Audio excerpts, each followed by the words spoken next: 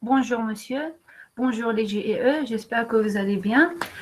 En commençant par le test de Qui2, comme nous avons déjà vu avec l'exposé de Madame Anna, mais dans ce exercice, on va l'appliquer sur un cas non paramétrique.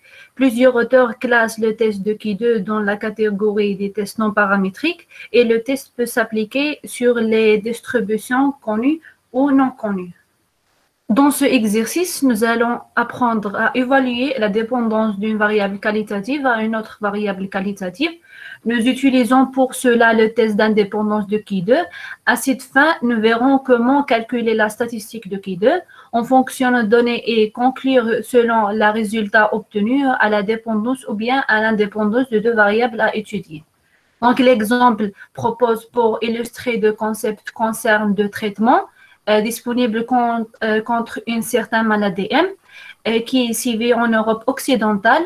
Ensuite, évaluer si la nature de traitement influe sur la guérison des personnes ayant contracté cette maladie. L'équipe médicale d'un hôpital a étudié les statistiques concernant 281 personnes affectées par cette maladie qu'elle a accueillies au cours de dernier trimestre sur les 173 personnes malades qui ont reçu le traitement 1. 139 ont été guéris au bout de 5 jours de traitement et sur les 108 personnes malades qui ont reçu le traitement B. 98 ont été guéris au bout de 5 jours de traitement. Donc, la question que l'on se pose est la guérison au bout de 5 jours est-il liée à la nature de traitement? Nous allons pouvoir, à la question posée, en réalisant le test d'indépendance de Qui2. Ce test s'applique à partir d'un tableau de contingence dans lequel on croise les deux variables qualitatives nominales ou catégorielles, état de patient au bout de 5 jours de modalité guérie et non guérie, la nature de traitement de modalités, traitement A et traitement B. Les fréquences des modalités prises par la variable état de patient observé chez les 173 personnes ayant reçu le traitement A vont être confrontées à celles observées chez les 108 personnes ayant reçu le traitement B. Les étapes de test. Donc, la première étape de test va consister à définir l'hypothèse nulle H0, qui est la guérison au bout de 5 jours de la modalité ne dépend pas de traitement suivi. C'est l'hypothèse d'indépendance que nous allons tester et que l'on cherche à rejeter au profit de l'hypothèse alternative H1 qui est contre elle, la guérison au bout de 5 jours et le traitement suivi sont liés, c'est-à-dire dépendent de traitement suivi. Dans un test d'indépendance de variables qualitatives, c'est de rejeter l'hypothèse nulle permettrait de mettre en évidence une liaison, c'est-à-dire dépendance entre les deux variables.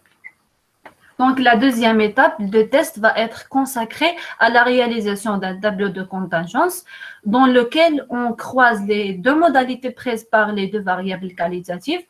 Nous voyons ainsi dans ce tableau les deux variables qui sont mises en colonne, l'état après de 5 jours de traitement guéri et non guéri, et l'autre ligne de traitement TRA, traitement P, c'est-à-dire, et traitement P. Et il suffit de croiser les deux modalités de ces deux variables afin de présenter les effectifs observés, ce qui est dans ce 39 personnes guéries par le traitement A et le 98 pour le traitement B. Comme il y a 173 personnes qui ont reçu le traitement A, on déduit donc un effectif observé de 34 personnes qui ne sont pas guéries par le traitement A. On applique la même façon pour le traitement B. Nous avons fait figurer dans ce tableau les sommes marginales et par colonne, mais également les sommes marginales et par ligne. La somme est 237 correspond ainsi au nombre total de personnes guéries, quel que soit le traitement reçu. Bien sûr, la quantité 44 correspond à le nombre de personnes qui ne sont pas guéries. L'effectif total est 281.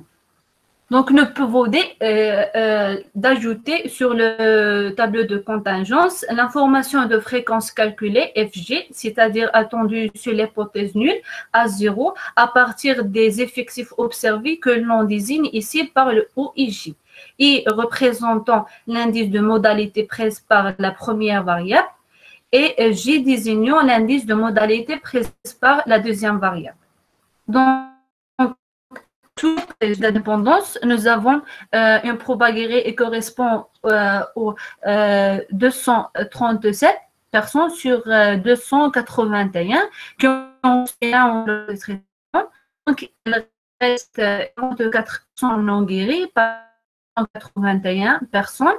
Alors, attendu sur l'hypothèse nulle sont donc 237 sur 281 pour les guéris, qui est égal à 0,833 et 44 sur 2, 140-21, qui est égal à 0,157 pour les non guéris.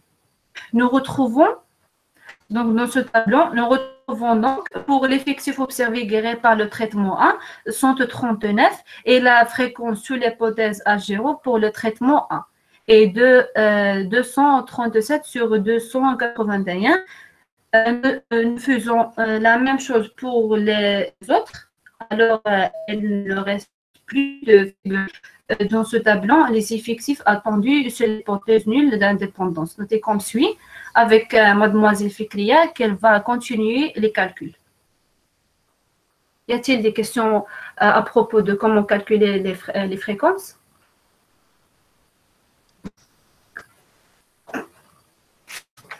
Donc, s'il y a des questions, Fatine.